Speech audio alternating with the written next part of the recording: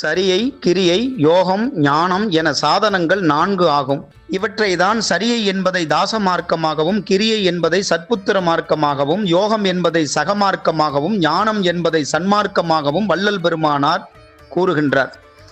சரியை என்ற தாச மார்க்கம் என்ன என்றால், தாசன் என்றால் அடிமை என்பது பொருள், மார்க்கம் என்பது நெறி அல்லது வழி. ஆக தாச மார்க்கம் என்பது அடிமை நெறியாகும். அதாவது இறைவன் என்ற தலைவனுக்கு நாம் அத்தலைவனின் கட்டளைக்கு ஆட்பட்டு அடிமை தொண்டு செய்வது தாசமார்க்கமாகும்.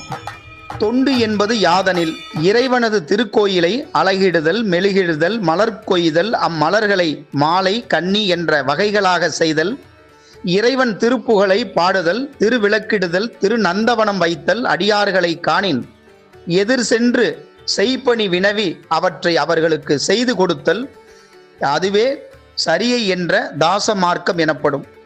இந்த சரியையின் உட்பிரிவுகள் 4 உண்டு. அவை யாதனில் சரியையிர் சரியை, சரியையிர் கிரியை, சரியையிர் யோகம், சரியையில் ஞானம் என்னும் 4 ஆகும்.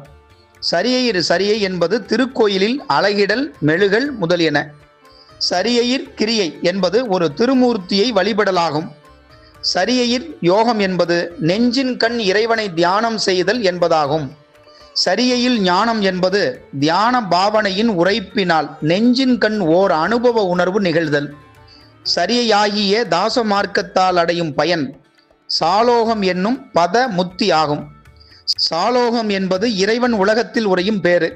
இது பதமுத்தியே தவிர முடிவான பிறப்பு இறப்பு தவிர்க்கும் பரமுத்தி அல்ல என்பதை நன்கு உணர்ந்து கொள்ளல் வேண்டும். தாச மார்க்கம் என்ற சரியை என்ற சாலோகம் என்பதை விளக்கும் சிவஞான சித்தியாரில் 271வது பாடல்.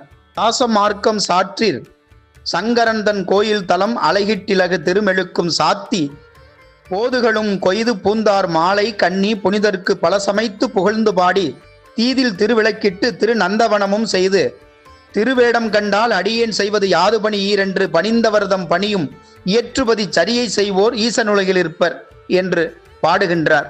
எளிய நல் தீபமிடல், மலர் கொய்தல், அழிதின் மெழுகலது தூர்த்தல், வாழ்த்தல், பழிமணி பற்றல், பண் மஞ்சனமாதி தளித்தொழில் செய்வதுதான் தாச மார்க்கமே என்று திருமூலர் திருமந்திரத்தில் 1502வது பாடலில் கூறுகின்றார். இதுவே சரியை பற்றிய விளக்கமாகும். அடுத்த காணொளியில் கிரியை பற்றிய விளக்கத்தை பார்ப்போம்.